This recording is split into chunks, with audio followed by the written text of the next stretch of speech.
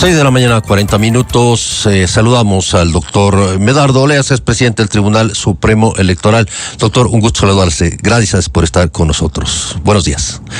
Buenos días, don Carlos. Un gusto compartir con usted y con toda la red de audiencia selectiva de esta radio. Gracias, doctor. El tema convocado aquí tiene que ver con la renovación del Consejo, de 2 vocales del Consejo Nacional Electoral. Un proceso engorroso, un proceso largo, un proceso en el que el país espera ya mucho tiempo. ¿Por qué es importante esta renovación, doctor Oleas, como una explicación inicial a nuestros quienes nos ven y nos escuchan? Primero, una aclaración. Deben renovarse 3 consejeros desde hace 2 años que no se lo ha hecho, cuyo concurso se lo maneja muy lentamente, que ya se ha integrado la Comisión Ciudadana para ese concurso, pero se quejan permanentemente de que no se les da los recursos para continuar con ese proceso. También debieron haber iniciado ya el concurso para la renovación de los otros 2, porque los 5 consejeros están en funciones prorrogadas. Y es inadmisible, injustificable, ilegal, inconstitucional que se mantenga sin justificación alguna a todos los consejeros en funciones prorrogadas, a pesar de los reclamos permanentes de la ciudadanía por su renovación. Doctor Oleas, usted sostiene que el Consejo de Participación Ciudadana tiene una agenda política para mantener a los actuales consejeros, tanto del Consejo Nacional Electoral cuanto los jueces del Tribunal Electoral, en funciones prorrogadas.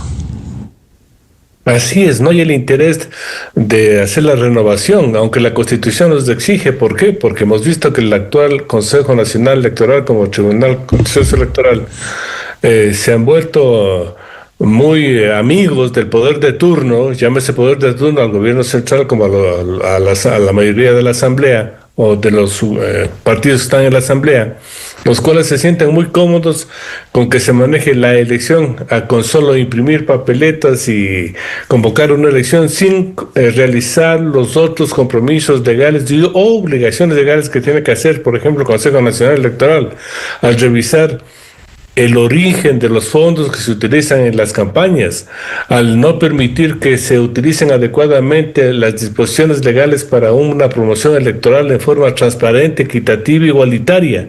Nada de eso se hace. Después del Tribunal Contencioso Electoral le dieron una disposición que es una ley donde están sancionando naturalmente lo que llaman la violencia política, y hemos visto que a través de esos recursos se están solucionando conflictos que no deberían estar ni siquiera en conocimiento del Tribunal Contencioso Electoral, pero que ya los judicializamos a través del Tribunal Contencioso Electoral y se sancionan a los amigos de un lado contra los enemigos del otro lado.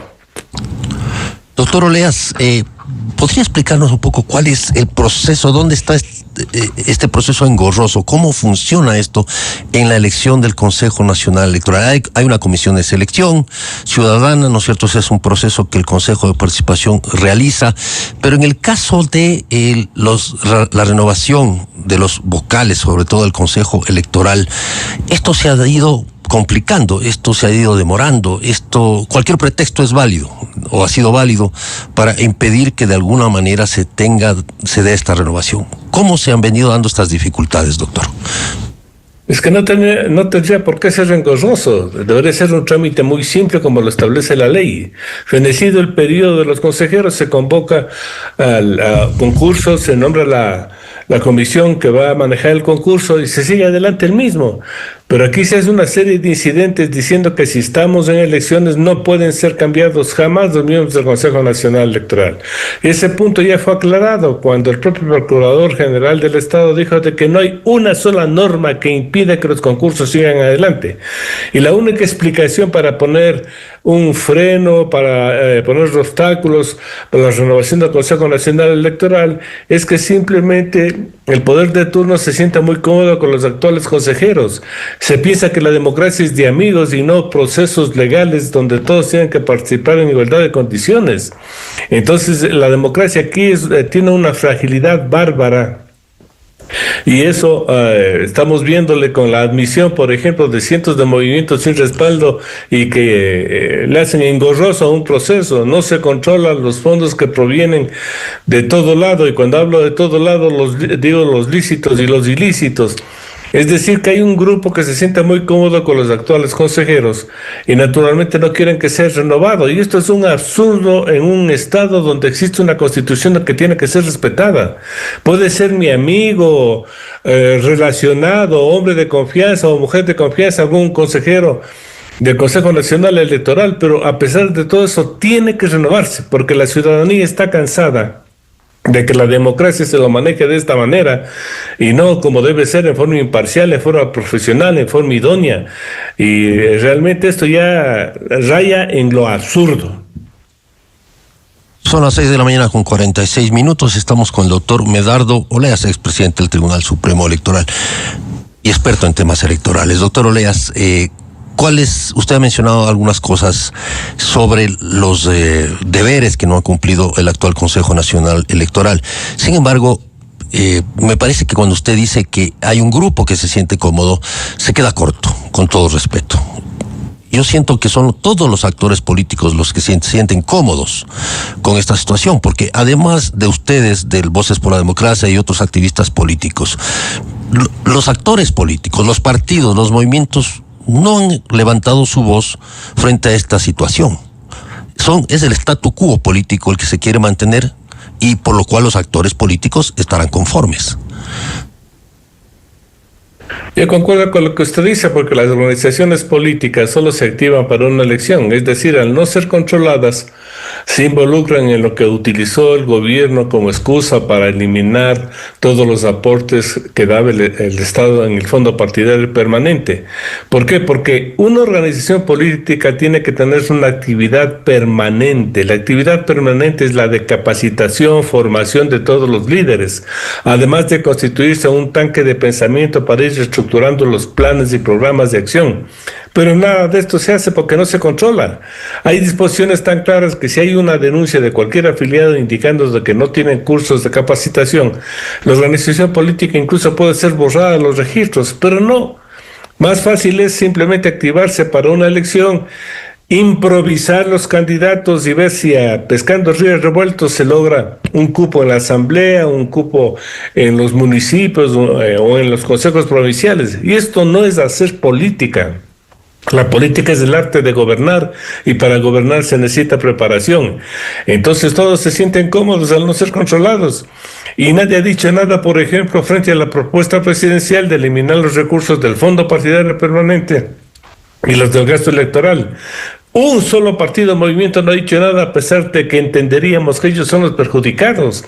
Entonces vivimos en una farsa democrática que tiene que ser a futuro aclarada, porque tampoco podemos permitir de que solo participen en elecciones quienes tienen recursos, porque si no, entonces aquí estaríamos permitiendo que la democracia sea de la plutocracia o de los grupos ilícitos que están financiando actualmente la política en el Ecuador. Hay una figura que usa Javier Milei, sobre todo al inicio de su mandato, presidente argentino, y hablaba de la casta política.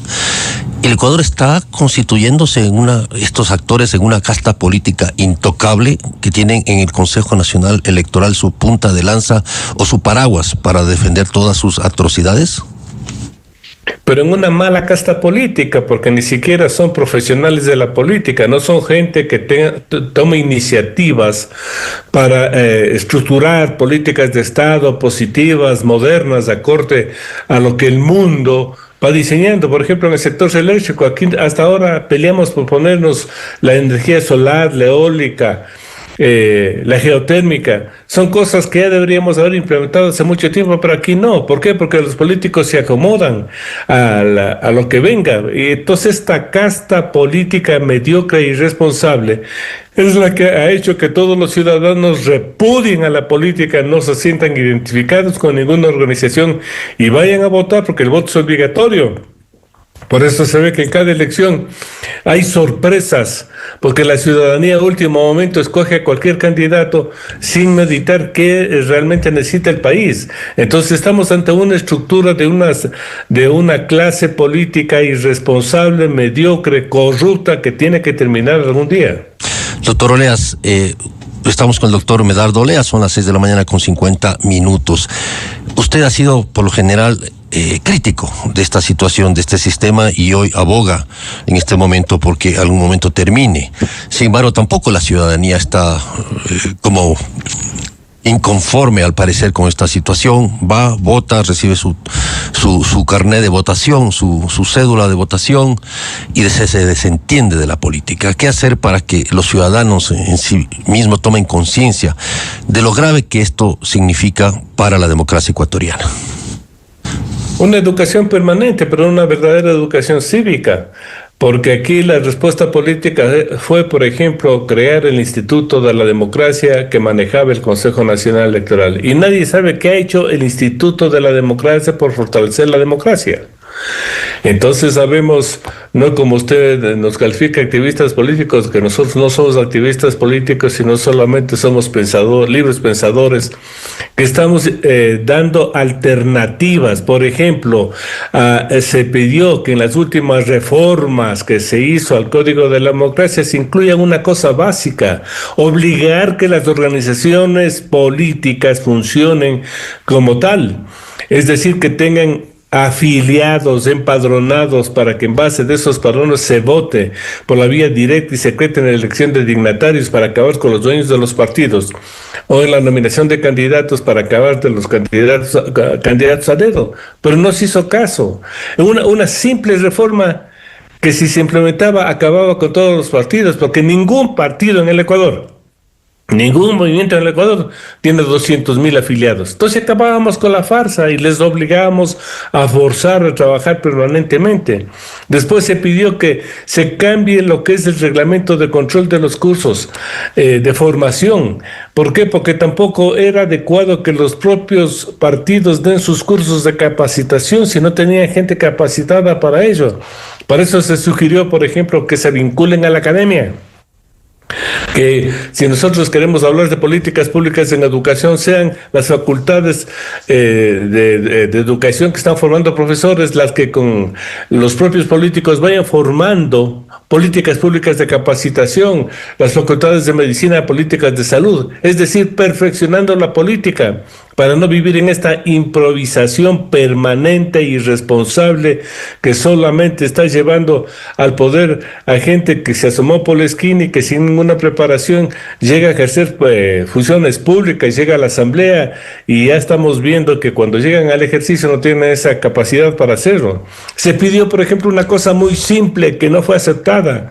Señores, el próximo año tenemos elecciones seccionales para elegir prefectos de alcaldes. Por favor, pongan la segunda vuelta para elegir alcaldes y prefectos, para evitar que los alcaldes sean electos con el 10, 15, 20%, que eso les resta legitimidad, representación. Nada de esto se hace. O sea que es una lucha permanente de ciertos voceros ciudadanos frente a una clase política que solamente está viendo sus intereses. Entonces, ¿qué se hizo? Cuando se hace los cambios que ellos consideraban adecuados, solamente le cambian el método Wester por el Dejón, porque con el Dejón les da posibilidades de acumular más puestos. Y eso tiene que ser conocido por la ciudadanía. Solo están viendo por sus intereses y no por los intereses nacionales, por los intereses de la democracia ecuatoriana, por el interés que tenga un país para salir adelante con políticos profesionales. Estamos con el doctor Medardo Oleas, son las 6:54 a.m. Doctor, sin embargo, ya hay un cronograma, digamos, en un nuevo intento por hacer esta renovación. Y esta comisión de selección ha planteado, de acuerdo a exactamente 11 pasos, que los nuevos vocales estarían designados en diciembre de este año. ¿Usted cree factible ese proceso y qué significa esta fecha tan cercana a las elecciones seccionales, ¿no es cierto? Y tan, digamos, también en el proceso de que se podría llamar a una consulta y referéndum popular para estas fechas. Lo que hicieron, porque ya hicieron, es poner un freno a la nominación solo de 3 consejeros, con lo cual la próxima consulta y referéndum que se va a realizar supuestamente el mes de diciembre lo maneje el actual Consejo Nacional Electoral y el actual Tribunal Contencioso Electoral. Pero les repito, solo estamos manejando un concurso para la renovación de 3 consejeros. ¿Por qué no inician el concurso para la renovación de los otros 2? ¿Por qué no se inicia el concurso para renovar al Tribunal Contencioso Electoral? Eso pide a gritos del Ecuador, porque nosotros necesitamos revisar todo el sistema electoral ecuatoriano, hacer una auditoría del sistema informático que no se ha hecho, hacer una auditoría del padrón.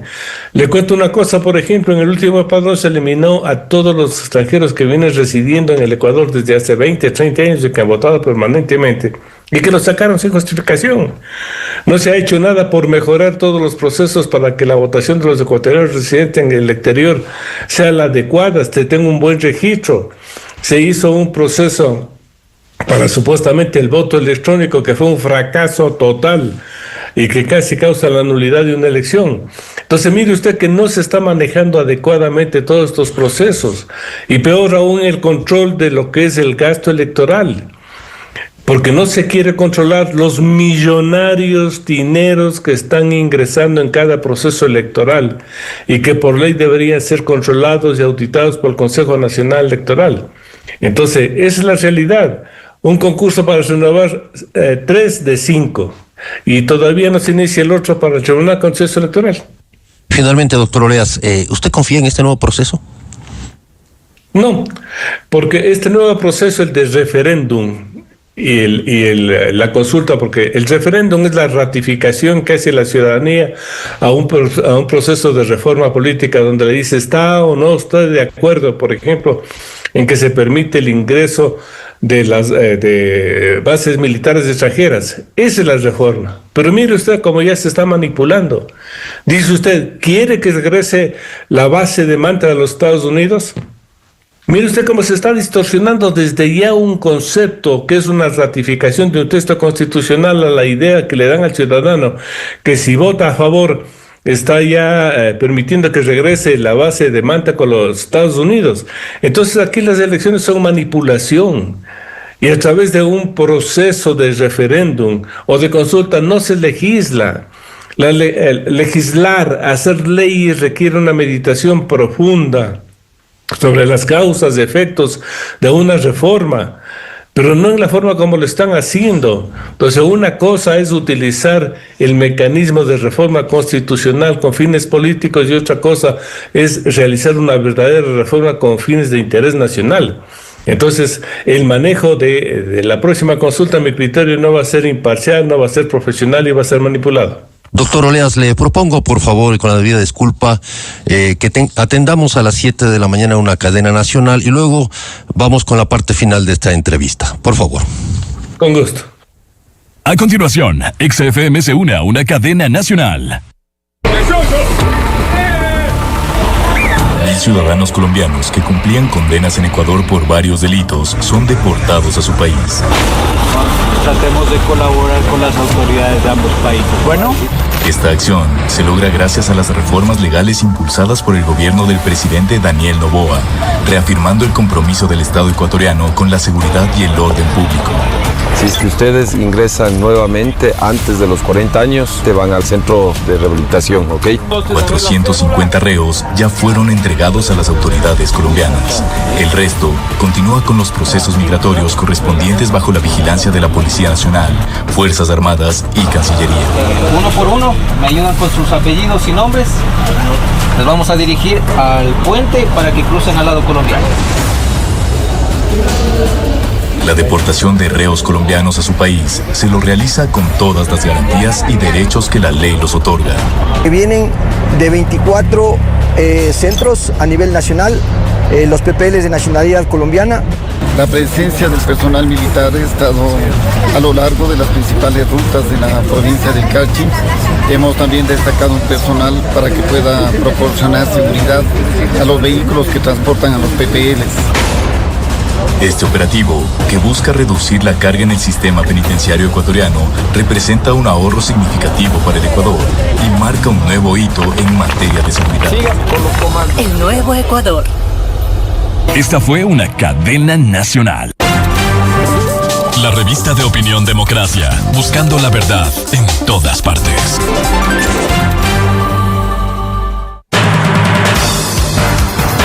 7 de la mañana con 28 segundos. Gracias por continuar en el noticiero de Radio Democracia, Radio EXA. El doctor Oleas, hay un tema ahí de fondo que quería al final abordar con usted y tiene que ver con que quienes nos escuchan atrapados en el tráfico de Quito o levantando los guaguas en esta época de vacaciones, al parecer no nos percatamos, deberíamos decirlo así, y es cómo impacta en la calidad de la democracia esta situación. Se habla de una calidad de la representación, es decir, tenemos los alcaldes que tenemos, los concejales que tenemos, los asambleístas que tenemos, gracias a que en el Consejo Nacional Electoral, y esa es una hipótesis, se permite o no se vela por la buena calidad de esta representación que depende exclusivamente de los partidos políticos. Si no tenemos organizaciones políticas constituidas que cumplan su función, es decir, la de formar en forma permanente líderes, vamos a improvisar candidatos. Para las próximas elecciones ya están sacando a candidatos no por su conocimiento, experiencia, sino por su figura. Van a salir unas mujeres muy bonitas con un diseño que les hacen los expertos en campaña y esas van a ser las candidatas. Cuando Quito, por ejemplo, necesita discutir cómo acabar con los desechos que se botan al río Machanga, que contamina medio Ecuador. Quito no tiene alcantarillado. Cómo solucionar el problema del transporte público, de los catachos, del exceso personal que hay en el municipio. Esos son los temas que deberían debatirse en un proceso electoral. Y no figuras, rostros, ideas, banderas. Mire usted cómo es una distorsión, por eso hay que pelear, porque las cosas cambien. Cuando nosotros peleamos para que la promoción electoral se haga como dice la Constitución y la ley a través de debates temáticos, queríamos que se enfrenten precisamente los candidatos a debatir sobre estos temas y muchos otros que hay. Entonces la calidad de la democracia se va a perfeccionar con buenas organizaciones políticas, pero si no tenemos buenas organizaciones políticas, partidos y movimientos, vamos a tener una improvisación de gente que va a llegar al poder y que ante su desconocimiento se van a llenar supuestamente de asesores y después irán a lo que siempre van, a hacer actos de corrupción. Esto tiene que cambiar. Por eso, ciudadanos, tenemos que involucrarnos todos en la política. Muchos dicen, es que a mí no me gusta la política. No, señor, no le estoy invitando a que usted se incorpore a un partido o movimiento, le estoy invitando a que haga una política ciudadana de pensamiento, de crítica, de opinión permanente, escuche la radio, dé sus comentarios. Eso es lo que queremos, porque si no, no cambiaremos el país. Nuestros políticos han demostrado ser un fracaso mientras no cambiemos las organizaciones políticas en la forma como están constituidas. Doctor Oleas, ¿a qué usted atribuye este deterioro, esta descomposición? Cuando se arma el Código de la Democracia en época de las legislaciones correístas, cuando se arma una reestructura de los partidos y movimientos políticos a los cuales se les calificó de partidos de garaje, ¿no es cierto?, digamos, se tenía de alguna manera la idea de que esto podía mejorar, lo cual ha sido falso. Es decir, estamos viendo que hay una peor sí se puede estar de lo que se estaba, porque tampoco es que éramos una perita en dulce antes de estas reformas. Sin embargo, este Código de la Democracia y las reformas que ha tenido, ¿a dónde nos han conducido, doctor Oleas? ¿Por qué se ha dado este deterioro, esta descomposición? Desde el 2008 se buscó al partido único y la forma de mantener el partido único era precisamente con el control del Consejo Nacional Electoral, que en la época correísta lo tuvieron el control total y absoluto, por eso ganaban todas las elecciones. Después, para que permita la existencia y vida del partido único, se permitió el libre ingreso de una cantidad de organizaciones, todas ellas con firmas falsificadas, o sea, producto del fraude. Cuando se inició el proceso y Consejo Nacional Electoral abrió un sistema donde uno podía verificar si está o no afiliado a un partido, en los primeros días saltaron millones de reclamos. Se suspendió eso porque se demostró que todo ese proceso era falso, delictivo, y se permitió viviendo a esas 280 organizaciones. Entonces se destruye la democracia. No se permite la capacitación, no hay el control electoral. Entonces estos movimientos nacionales que tienen muchos recursos operan con mucha libertad, comprando el voto. Entonces mire usted que todos los conceptos básicos de la democracia, la participación, el debate, la igualdad en la promoción, quedaron en la basura. Y eso es lo que venimos denunciando desde hace mucho tiempo.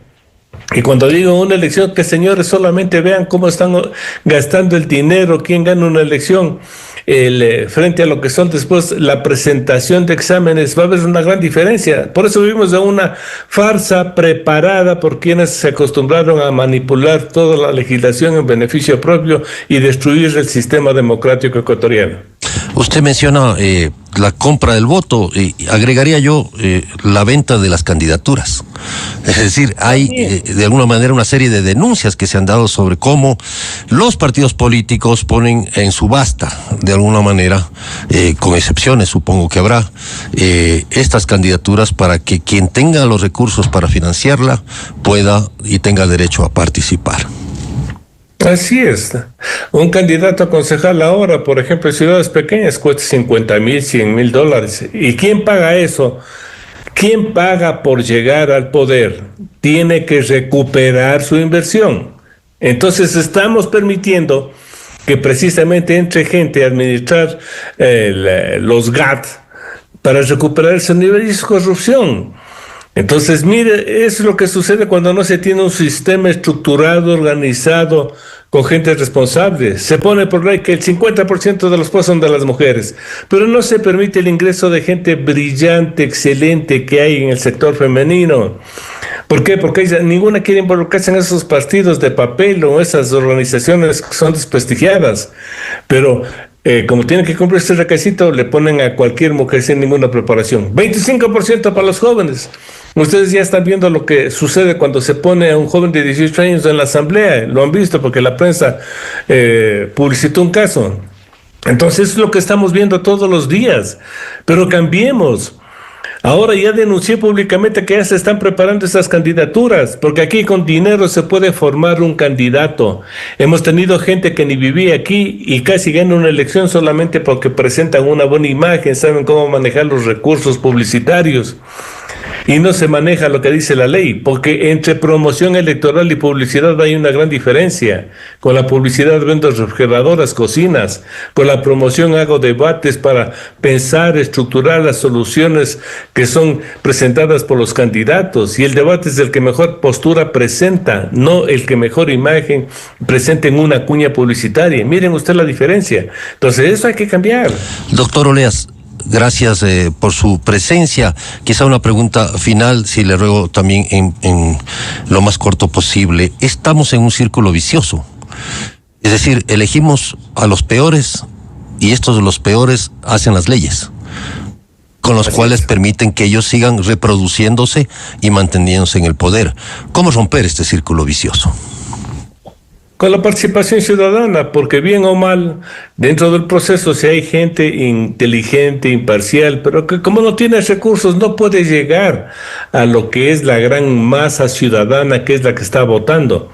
Entonces, comencemos a buscar, aunque sea con lupa, pero si hay buenos candidatos, comencemos a participar. Por ejemplo, si un barrio se organiza, un sector se organiza y lanza un candidato a concejal para defender sus proyectos, eso ya sería un paso adelante. Pero no nos conformemos a ver cómo se roban el país, cómo se llevan el país y no hacemos nada. Doctor Oleas, muchísimas gracias por su presencia. Son las 7 de la mañana con 22 segundos. Volvemos luego de un corte comercial. Desde 1984 con Gonzalo Rosero. La revista de opinión Democracia. Siempre líderes, siempre confiables. Enseguida regresa a la búsqueda de la verdad. Inicio de espacio promocional y publicitario. Hay sonidos capaces de regresarte en el tiempo. Como la primera vez que viste el mar con tu hijo. O esa escapada con la persona que amas. Gracias. Y este pequeño sonido, invisible pero poderoso, que hizo posible cada uno de esos momentos. Un toyotero lo sabe. Cada vez que cuidas tu Toyota con aceite genuino, repuestos genuinos y servicio especializado, estás cuidando algo que vale mucho más. Los recuerdos que aún no has vivido. Toyota Postventa. Protege todo lo que